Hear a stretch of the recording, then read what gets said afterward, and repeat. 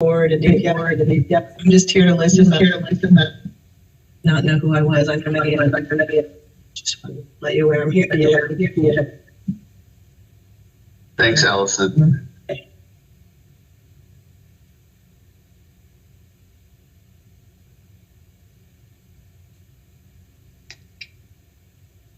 We are live. Thanks, Kim. This meeting is being recorded. Good morning, everyone. And welcome. Thank you for being here and being part of this work. I am Connie Locklear. I'm one of the co-chair members for this subcommittee, and I'm also a PEPSC member. What we'd like to do is go into our agenda first and get it up. I'm sorry, I feel like I'm hearing all this feedback, Kim. I think it's you and Hank together being unmuted. Okay. Well, we want to get an approval for our agenda before we start our meeting. Could you put the agenda up, Kim, for us? Thank you. This is our agenda for today. We'd like to have a motion to approve our agenda for today's meeting.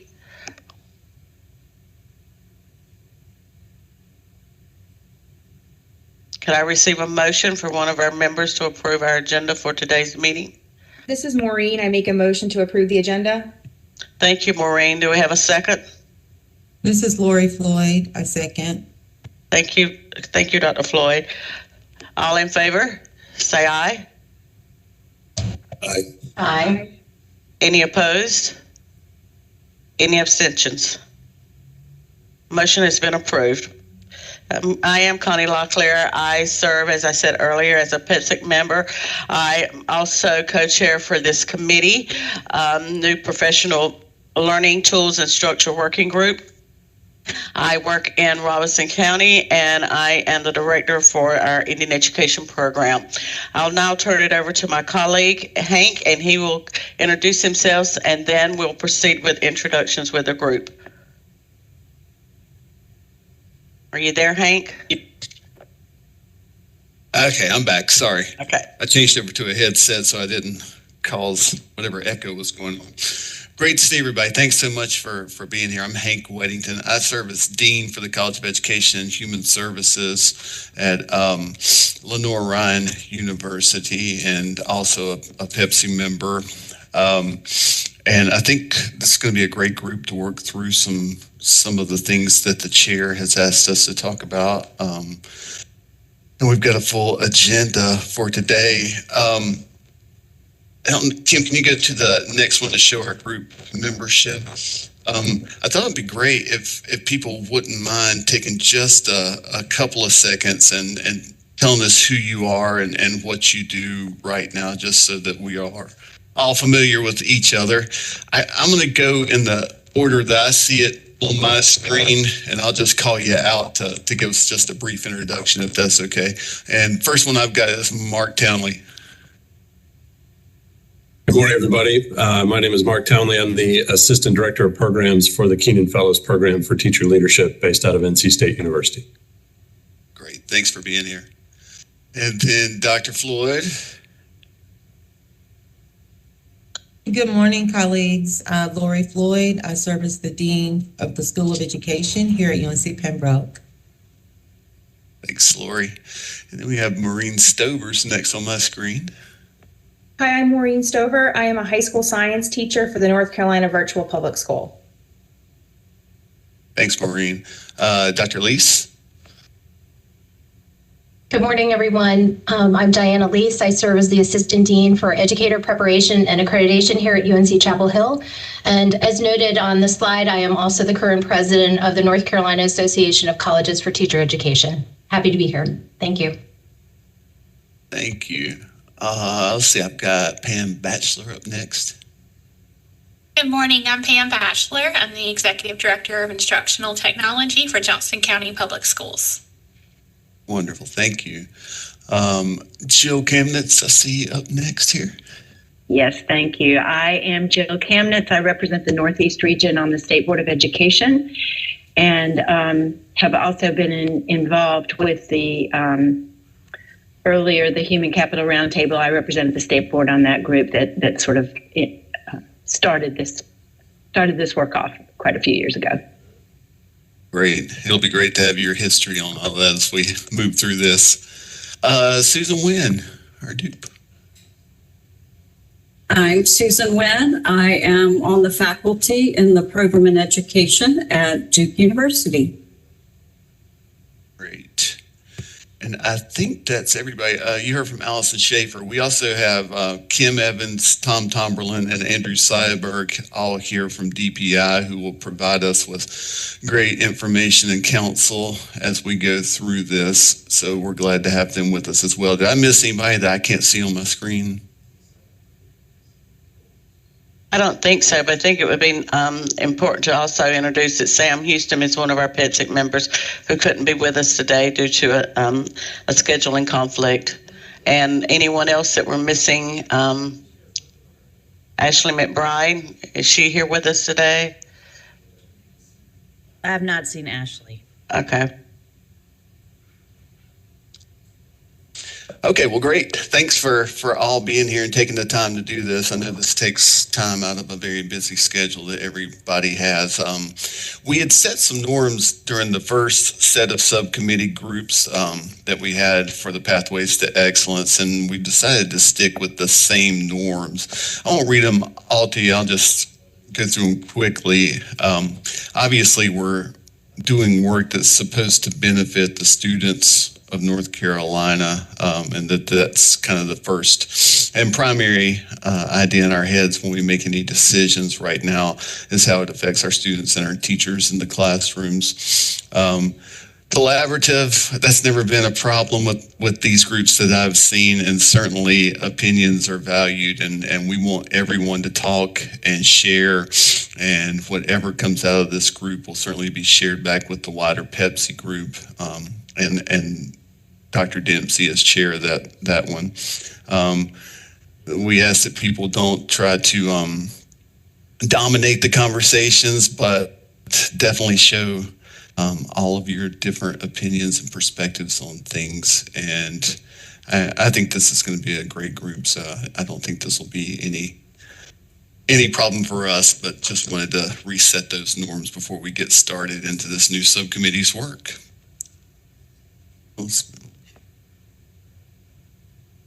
So I think Connie was going to talk about the first one of our focuses. You can see on this slide that Chair Dempsey has laid out 5 things that we are supposed to do as a subcommittee in a very short amount of time. So today's work will be focused on the first 2, and I'll let Connie talk about the beginning. Sorry, I'm on mute. We just want today to kind of identify some of the tools that will be able to help our pre-service, beginning, and experienced teachers towards professional development and licensure. So today we're going to look at identifying some of those tools, and Hank and I have come up with a list of tools that we have, and we want to have those tools in place so that we can share those with our PEPSC members. And Hank, you want to talk a little bit more about 2? Sure. So I think what they're hoping is that we'll come up with a menu of everything that's available right now in terms of professional development, and then be able to map it to which licensure levels, if you're entering at a particular point or in a particular license level, would make sense for you to be able to access that knowledge base.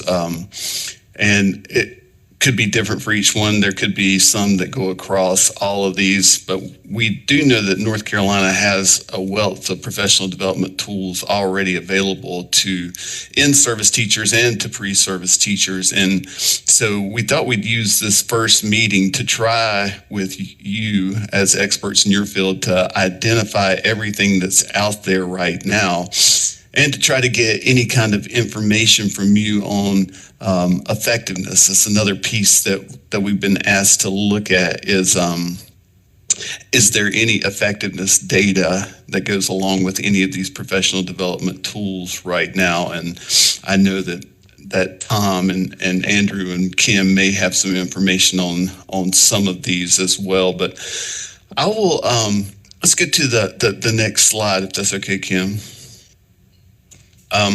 We thought we'd take this first part just to talk through and get ideas, more of a brainstorming of everything that you can think of that might be out there for a in-service or a pre-service or a residency licensed teacher right now in terms of professional development tools. I'll share my screen and show you the list that Dr. Locklear and I came up with to start things, and then have you add to it, hopefully, as we go through this. Let me see if I can pull this up.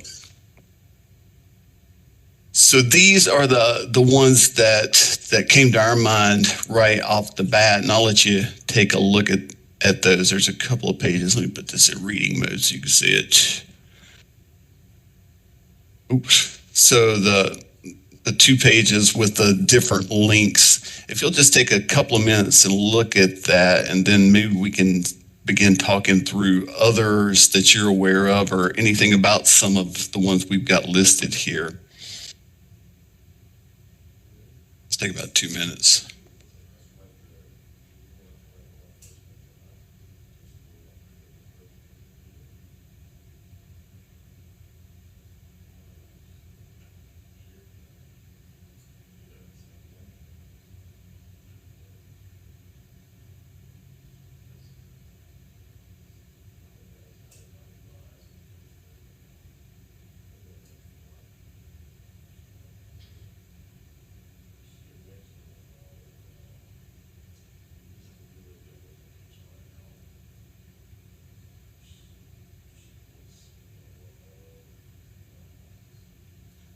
So that's kind of what we started looking at in the beginning in terms of what's available.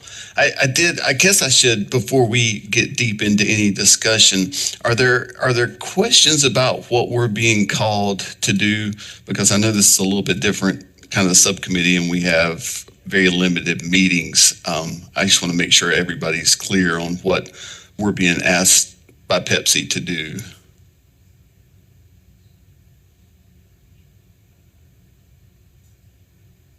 I would love some clarification. Sure. And Dr. Lease has also raised a hand. Yes. Yes. Yes, Dr. Lease. And I apologize, I don't see who asked the question about the clarification. I think I asked in the chat. I'm not sure if we're going to be using the chat, or we can just raise hands and engage in conversation, which I feel very comfortable doing with you, Hank, so I'm happy to do that.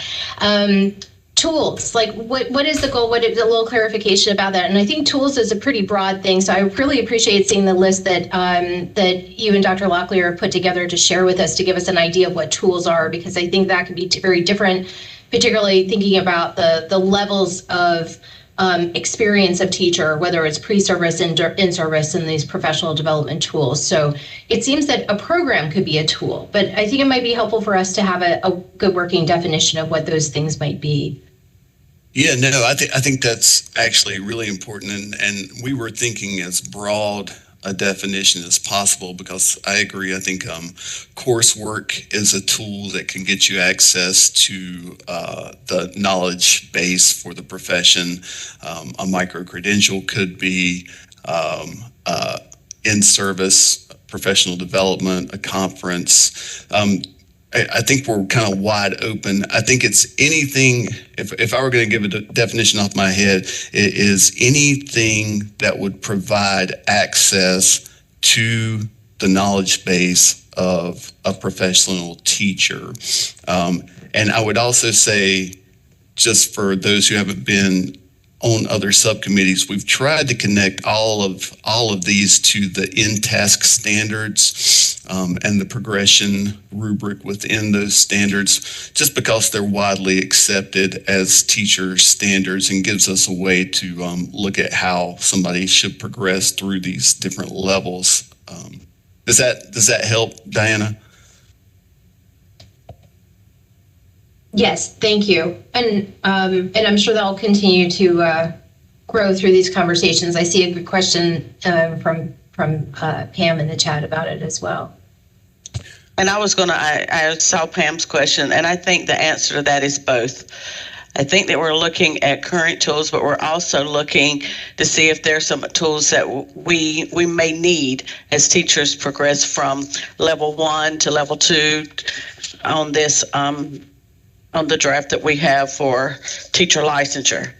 So, and I think that you have that, Hank. Do you have that so we could maybe look at that also? Yeah, absolutely. Art, you have a question. I'm sorry. No, it's no problem at all. I guess my question is this list of resources that you already have that we just looked at restricted to DPI specific programs or nonprofits and other grant opportunities like the Governor's Award and, other, like the Keenan Fellows Program even, are they accessible to this kind of professional learning tools list just to get a sense of who I need to be sharing? I think we're open to all of that. Absolutely. Not just what DPI can offer. Now, I think, and Tom, Andrew, Kim helped me here. One of the things that we're going to have to do at some point along the way is decide how we make a decision as to whether or not a tool should be allowed in or be considered a tool. So is there effectiveness data or validity and reliability data or something that would help us, I guess, make an argument that something should be a tool in this professional development set? But yeah, I think we're open.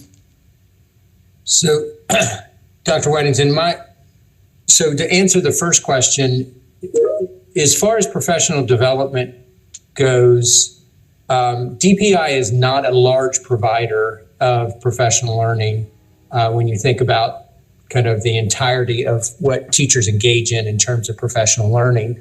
So no, I would not think that is limited to any kind of DPI offering. I think my understanding of what you're trying to accomplish here is what are the things that exist out there that we would like to see piloted in a formal way? Because back to your question, Dr. Weddington, we don't have a lot of good information on the efficacy of professional learning for our teachers. So how do we set this? How do we set up this potential piloting of this model to get at those professional learning opportunities that do seem to have impact on teachers and their students? Great. Thanks, Tom. One thing I would add, if I may, is NCDPI certifies a lot of credits, like CEU credits, like for our programs are all certified through DPI as a certain number of hours of credits. And that's something that we could also use to help determine that list. Hank, I've noticed that several individuals are dropping links in the chat. So, Mark, if you would, could you drop that link in the chat as well? Which link? I think you mentioned that some of the professional development that you have that is accredited by DPI with the CEU credits. Do you have the link to that? I just have the link to our website, KeenanFellows.org. It's all our fellowship program and our STEM work program are both certified 80 hours from DPI. Okay. That's great. Thank you for adding these links. And Kim, I'm sure can help us capture those to make sure we add it to our list. May I ask a question? Absolutely. I want to follow up on what Dr. Tomlin just mentioned and the aim for this work group. So I understand this mapping the landscape of tools kind of broadly conceived here. And then what is the how does that flow then into the pilot? What do we have ideas about what these pilots are intended to look like? And that sort of thing, because these two things are going to have to knit together, I'm thinking, and I'm just trying to understand what that end product is of a pilot, what would that look like? So we could kind of backwards map, if you will, into thinking about the resources that we know are available, or to Pam's really good point of the resources we may really need to develop in the state. Yeah, Tom or Andrew or Kim, if you want to provide anything on what we hope the pilot looks like overall, I'm not exactly sure. I know there will be a limited number of districts that will do this pilot, and my assumption is that the work that we're doing right now will help provide basically a toolbox for people who enter at particular levels to be able to access for meeting the different requirements of their licensure level so that they could move up to the next. Yeah, Dr. Weddington, this is Tom again. I don't think at this point we know what that looks like, because what my understanding is, and Ms. Schaefer can help me out here if she wants to jump in, is that PEPSC is recommending what should be included in a pilot to the State Board of Education. And the state board would then submit that proposal to the General Assembly for approval. And then the General Assembly would have the ability to, take the entire recommendation of the state board, or take pieces of it, or maybe not take any of it. So we can't say definitively this is what the pilots are going to look like, because that will largely be influenced by what the board recommends to the General Assembly and what the General Assembly ultimately passes into law. Allison, did I misrepresent anything there?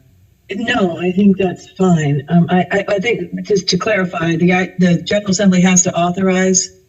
Can you guys hear me? Yes.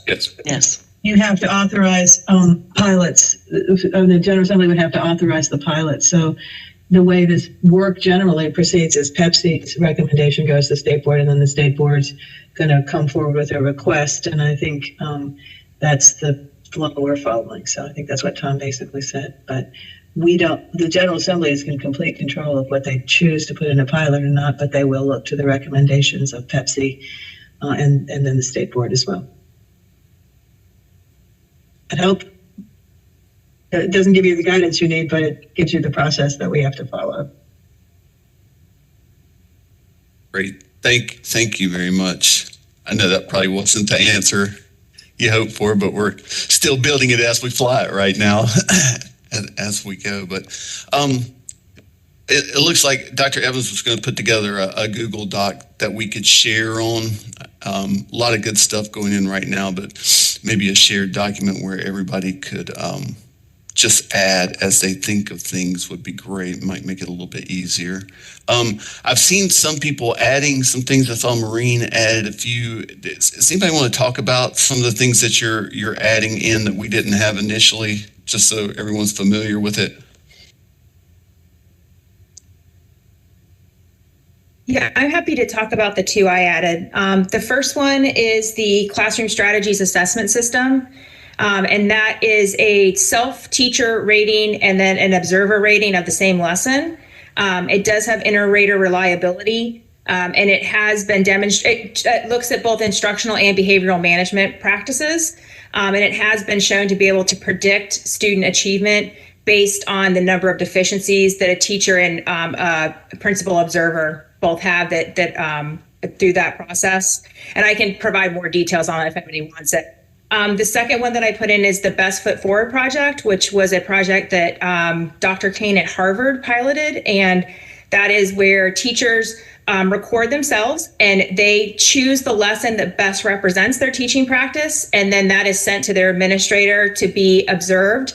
And coming out of the data from that project, they found that teachers were really becoming self-reflective more so than they had been previously as part of that project, because they were looking at their own videos, watching themselves teach, identifying things where they can improve their professional practice, and then redoing another video after incorporating those things that could improve their professional practice. And it found that teachers, that level of teacher efficacy was raised in that, and their professional practice did improve in order to help their students become better learners because they became more reflective practitioners. That's great. So this would be more like a formative assessment tool to provide some direction back to teachers based on that. Okay, that's excellent. I didn't know that. Hank, I don't know if this would be the right time or not, but I think maybe with the conversation that we have in the chat and the questions, it might be a good thing to share the draft model so that, we can see where we're moving from level 1, license 1, apprentice, license 2, and license 3, and then maybe that'll give us a better idea of where these pieces or these tools will fit. Yeah, sure. So one thing that we could do is we could start, say, at the apprentice level and think through together based on what we already have, which tools make sense for that particular level and kind of move through that way. And again, some may be completely great for every level from 1 to 4 plus. But I can certainly pull, what we had up. So I'll share. Would you like me to share that, or would you like to share that? Either way, if you want to share it, that's great. I'm just at that thing that I'm sure have at your fingertips. Yep.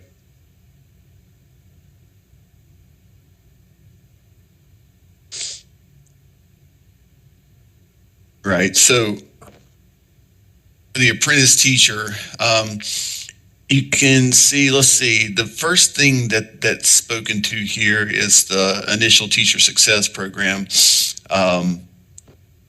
which is included on every one of the ones prior to gaining your licensure, I do believe, prior to 4.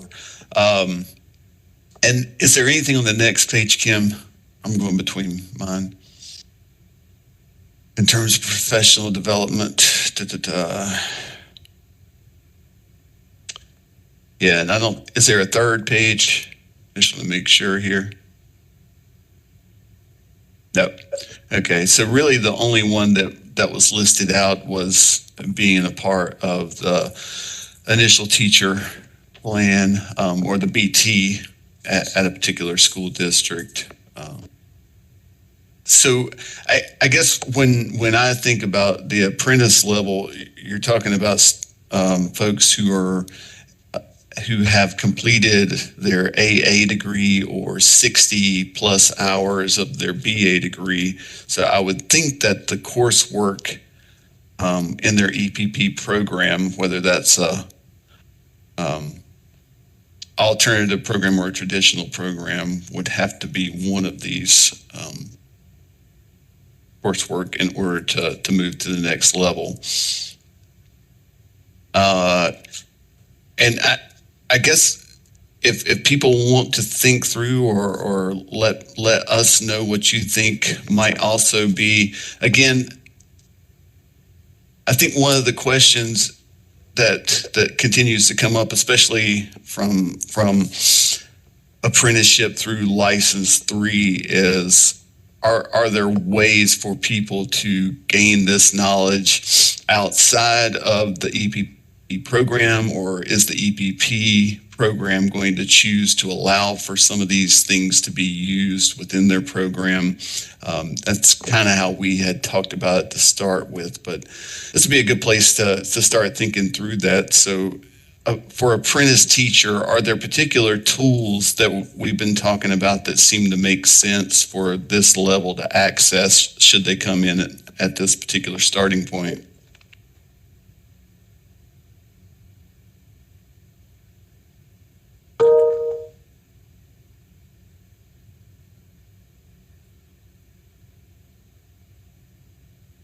Yes, I see Ms. Candace. Yeah. Mm-hmm. I think you're exactly right that the idea is that they would be in a classroom with one of these exemplary teachers to provide the support. So that's certainly a tool for accessing the knowledge. Absolutely, and that was a concern that we had at PEPSC, ensuring that all districts would have enough advanced teachers to support the apprentice teachers.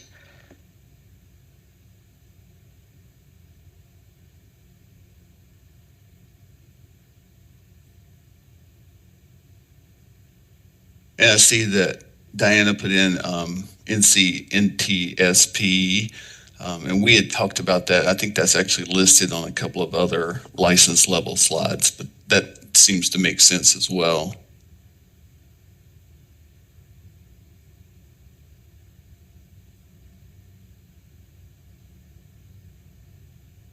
Do we have other input? I would like to hear from some of our universities as it relates to this apprentice teacher. What do you think?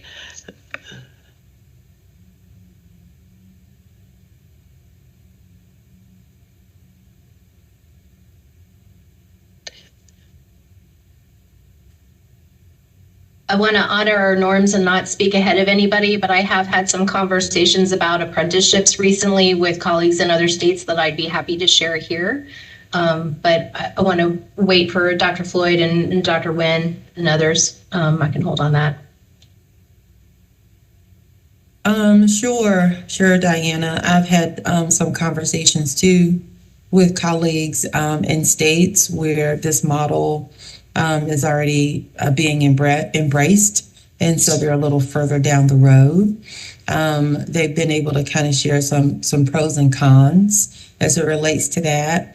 I see the non-completers may hold classified TA. That's striked out. Does that mean that that's not part of the criteria for that? That's a quick point of clarification. I think what we did was strike that one, and the one underneath it became the new language for it. Okay, thank you. Thank you. So, in meeting with my superintendents here in the area, they asked for something like this. And my associate dean and I drafted up a little proposal and shared out with a group of our stakeholders just in the past few months, just before Christmas, to get some feedback. And we're really clear that we were aware of the acute need, but still had to figure out the nuances around our General Assembly mandates and our legislative mandates and DPI requirements. So I would say, and I'm not speaking on behalf of our K-12 partners, but my conversation with the superintendents pretty much said we're ready and we're anxious and we really like to embrace this as a model. For many of our students who are first gens and here in Southeast North Carolina want to pursue teaching as a profession, the clinical residency, we're increasingly challenged, right, with not only getting them through to that benchmark, but also making sure they have the appropriate financial support during student teaching. And so we've been trying to be very creative with what that looks like. So I think as long as we have clear indicators of what each partner has to do as it relates to this, that is something that, you know, I would be willing to have further conversation about. And I think our students would benefit from it.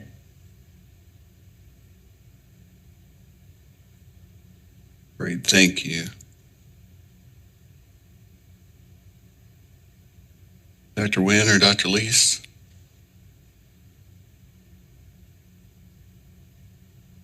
I was on sabbatical last year, so I feel like I'm just kind of catching up at this point. So I'll definitely be talking to our Durham Public School partners as well as the teaching faculty here. It sounds really exciting, and I look forward to learning more about it and figuring out, you know, how we might use this to possibly increase the numbers of our TPP. We have always at Duke had a really small number of teacher prep candidates, so this may be really interesting as a way to increase our numbers. Thank you. I think I agree with what both my colleagues and our EPPs have shared about this. I think in speaking with some other folks, I learned the same. It's really going to be it's going to be incumbent upon us to think about the partnerships, who's ready to do some of that work, and begin that with our P-12 partners about who's ready to engage in these models, particularly of the state of North Carolina. I think this is with another working group is approved for the funds, and the federal funds for those competency-based levels of salary progression can come into the state. But for this piece here in accessing the knowledge base, in talking with colleagues in Tennessee, I was very heartened to talk with them about two models. One that would be apprenticeships in the ways this has been constructed here. We're using kind of the same words, but they have different meanings. Where an apprentice teacher could work with an EPP to earn a bachelor's degree with a license. And there were also models where someone with a bachelor's degree could be hired as an apprentice and earn a master's degree with a license. Or you could even do a licensure only. So I think that offers some great opportunity for us to maybe even expand what some of the entry idea is here with what we're calling an apprentice teacher. Could be somebody with a bachelor's degree, much like a residency licensed teacher, but instead of putting that residency licensed teacher, what we have right now in North Carolina, into a classroom as a teacher of record, they would have the opportunity to grow through this apprentice model. So I think in terms of accessing that knowledge base, programs at EPPs that prepare bachelor level teachers with initial license or master degree teachers with initial license, using our current language, are both options we can explore, which I think gives great opportunity to all of the EPPs across the state to think about engaging with their P-12 partners to develop those models.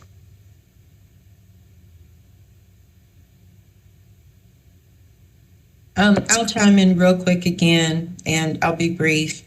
Just as a quick piggyback to the master's piece, I do think that's a point that we should consider as well. I think opening up pathways with some degree of equity from that lens and framework will really be helpful as we kind of flesh all of those pieces out. Agreed. Thank you very much. Yeah, I think those are all great points. So if I'm an apprentice, it's possible that I could be getting my support from an EPP through undergraduate, graduate, or even an alternative licensure program, coursework, and field-based work. I could also get it from the university supervisor who would be mentoring during some of this potentially, depending on where they were. The advanced teacher from the PSU side of things could provide supervision and mentoring. NCNTSP we have down as another way of support for an apprenticeship level. What other things might make sense for somebody at this level to access? So, and Diana, your point's well taken that we haven't considered somebody with a bachelor's coming in at the apprenticeship level, although I don't think anywhere in here it says that that's not a possibility, but we certainly haven't made that clear. License 1 is where you would step in as teacher of record with a bachelor's degree, but I think that's a great point. But are there other knowledge bases that are already available, or is it everything that we've already listed should be available to an apprenticeship teacher?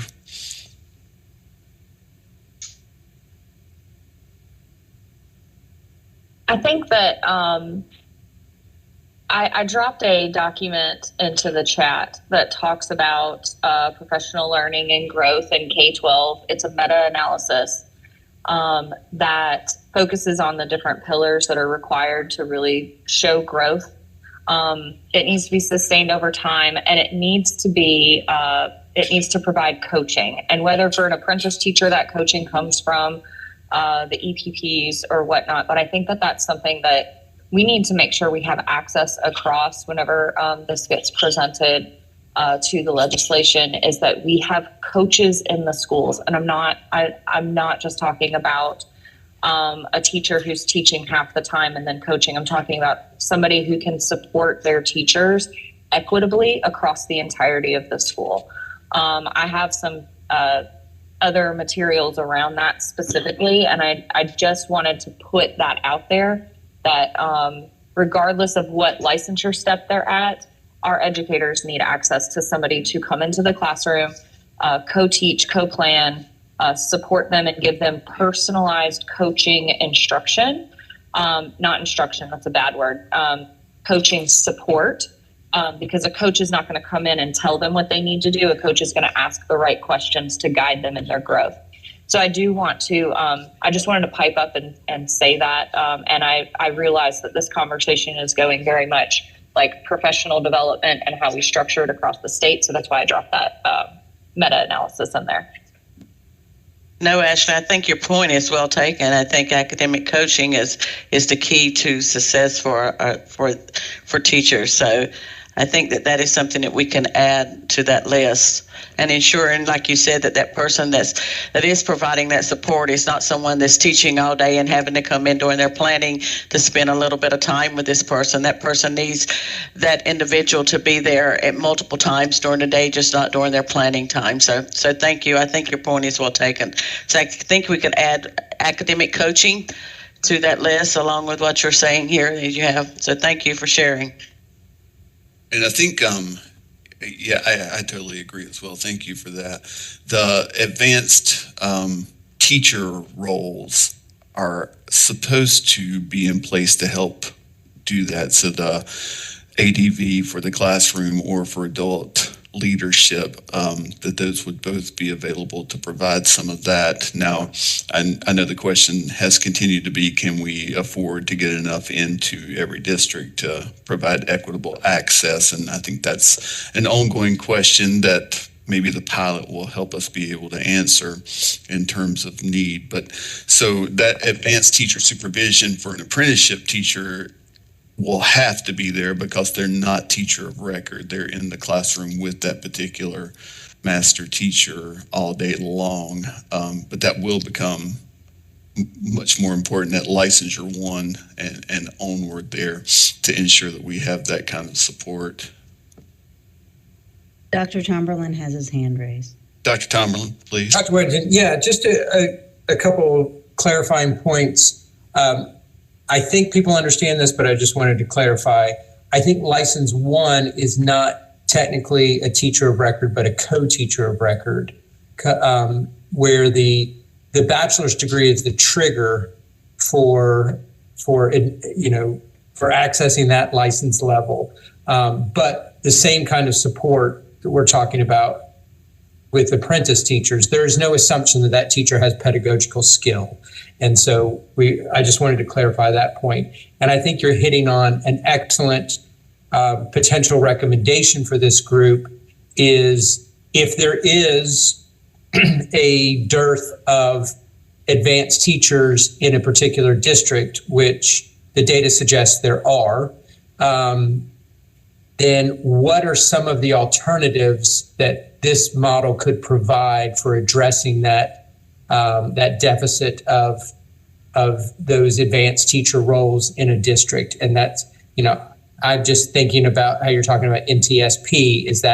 Could that be leveraged in some way for those districts that may not have that skill, that or some other program that could supplement that lack of advanced teacher roles? Thanks. Thanks, Tom. Yeah, does anybody have any ideas on that one?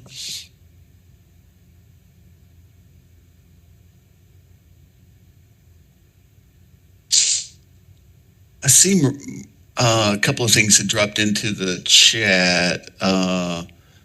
Maureen had said something about teacher cadet. Can you expand on that a little bit? Yeah, absolutely. There's several districts across the state that have launched teacher cadet, or there's I think a teacher early college maybe in Charlotte-Mecklenburg. It's for high school students to begin becoming, getting some experience as a teacher.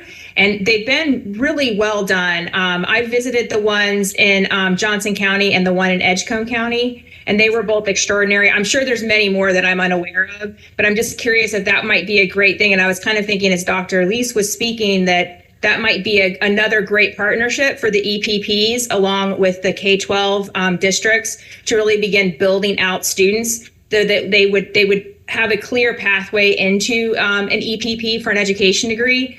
I think in Winston-Salem, they just got approval for their teacher cadet program to actually receive college credit. And I'm not exactly sure how they did that, but I can get in touch with Stephanie Wallace and find out. But that might be another really great avenue for those partnerships between EPPs and K-12 and helping students who are in high school that are interested in becoming teachers begin to access some knowledge about the profession. Can I chime in real quick? I agree 100%. I saw that comment, Maureen, and I was hoping we'd circle back to that. I've really been gently pushing and nudging PSRC and my districts here to help us establish that pipeline. And we've come up with some creative ways to incentivize it for students who choose to kind of take those courses. They get to come over to campus at certain times of the year. The credit pieces, and we're trying to formalize it now. So right now it's been really informal, but I think that is a wealth of knowledge and a powerful resource that is woefully underutilized. So I think there's some challenges, and some of our state folks may know kind of what those are, right? And getting it appropriately supported on the K-12 side and having the dedicated folks. But we're working out the kinks to it, so I fully support that. I also think that would be a great pipeline, not only from K-12 EPP, but into the Teaching Fellows program.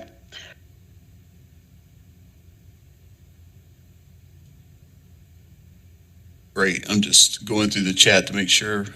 And my quick add to that is, I Yes. think, Maureen, they also include the community colleges. We don't want to forget them as an important pathway for students in different communities to kind of grow from high school through the community colleges and lessen the cost burden for becoming a teacher sometimes, and through a more traditional pathway. So I'm really excited to see how some of our and this is why I asked that question about the pilot. Like, what do we want these pilots to look like? How do we engage all of those partners in that? Because I think there are a lot of things organically that we've heard of, like you suggest, Maureen, and we all know about some of them. So how do we bring them all to the table and grow them? And that's exciting to see. Thank you. Yeah, that very neat opportunities possible. I was just thinking about what Tom had said in terms of accessing these advanced teacher roles, and we've always talked about it at a district level that they would support theirs.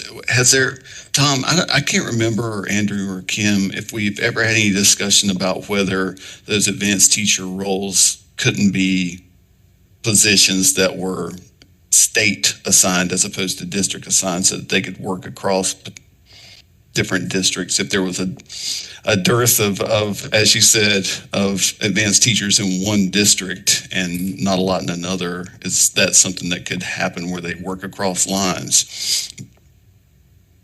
So I think there's potential in that. I don't know necessarily about a state level, but perhaps regional.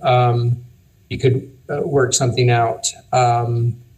Yeah, I think there's all kinds of possibilities there.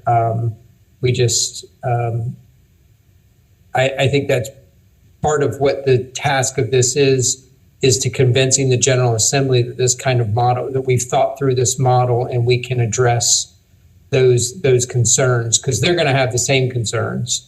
What about certain districts? Will they be able to sustain this model? And the more we can kind of fill in the gaps for those districts that might not have enough. But your question about the surplus versus the deficit in terms of those kinds of roles, I do think it's important to know that some districts will have an abundance, more teachers that qualify than they can actually employ in those roles. And that could help balance the kind of mobility patterns we see in the state of teachers leaving less well-resourced districts and moving to more resource districts. That could help balance out that mobility flow. So what if you created a situation where more teachers, effective teachers from these from these better resource districts are actually moving back to districts that have fewer resources because they can appreciate these advanced teaching roles. There is a real labor market flow that right now is unidirectional. Could this serve to help make that more balanced? Tom, going back to Ashley's question earlier in her statement, with the advanced teacher, we know that teacher will be teaching the advanced teacher on the classroom, but how is that individual going to provide the level of support that the new teacher will need? Maybe, I don't know, I know we can't make these final decisions, but these are some things that we can share and maybe take back to PEPSC and to the state board, that as you're talking about, some states or some districts may have an abundance of teachers, but I'm just wondering about, back to Ashley's statement, how is that going to impact that teacher if she's working or he's working all day and having to spend his time with someone else? I mean, I'm just wondering, is there maybe a way that these people will not have to be in the classroom and can be that coached during the day, all day, not just having to work 3 class periods if they're or if they're elementary, finding time to move from class to class to add this level of support. And I think that's what Ashley's statement was about. Yeah, so my understanding is in the proposed pathway models that the advanced teaching, the adult leadership role is a full release. That's right. That person would not have their own set of classes. And that's playing out in practice in many of our advanced teaching roles program participants, where they have full release, what they're calling multi-classroom teachers. The entire purpose of that position is to work with teachers to impact more students than the teacher could just by teaching a set of classes. So that's always been my assumption. It might be really powerful to reiterate that our expectation is that the adult leadership role would be full release, but not a quasi-administrative role. That's where it gets tricky. These people need to be in the classroom 90% of their time and not being leveraged as additional administrative support. Thank you, Tom. Mark, you have a question? You have your hand raised. Thank you. Yeah, I think the point that Tom made about advanced teacher roles being an opportunity to move back into rural areas or areas of need is a great point. But, I also want to mention that the other end of that perspective is that you may have multiple great teachers in that rural community that leave that community because they don't have access to that advanced teaching role because somebody else got it. And so I think part of what we're doing here is trying to provide a list. There's a lot of support programs, multiple support programs in the state that can provide teachers that would like to either grow into those advanced teacher roles or teachers that want to stay in that area and still want to get that level of opportunity that maybe reflects their experience or whatever they value there. There's multiple programs across the state that can support that. And one of the things that always frustrates organizations like ours is that all of these programs exist and very few of them get a chance to talk to each other and very few people know this list. And so I really do hope that this list that we create really includes, we're not trying to invent the wheel, includes all of these organizations, as many of these as we can on this list. So, but I've been to multiple advanced teacher role support programs. That's one of the things that we do is we support teachers that didn't get that spot or want to grow into that spot. And I'd like to piggyback off of both Mark and Connie. I think that whenever we're thinking around that advanced teacher or that coach, I mean, that's how I've always considered them. Like right now, what we see is we have PSUs who want coaches. So in our digital learning plan, it is asked that schools, every single school, not PSU, but every single school has an ITF. And the way that we define an ITF is essentially an ed tech coach. It is a coaching position that helps teachers to understand best practice strategies for integrating technology appropriately in each of the different curricular areas. The number one question we get is, you know, we don't have funding for that. We can't afford it. And I can tell you that there is a huge difference between the PSUs who have one ed tech coach per school, who has somebody there who those teachers know exactly who to go to, than the schools that have one for the entire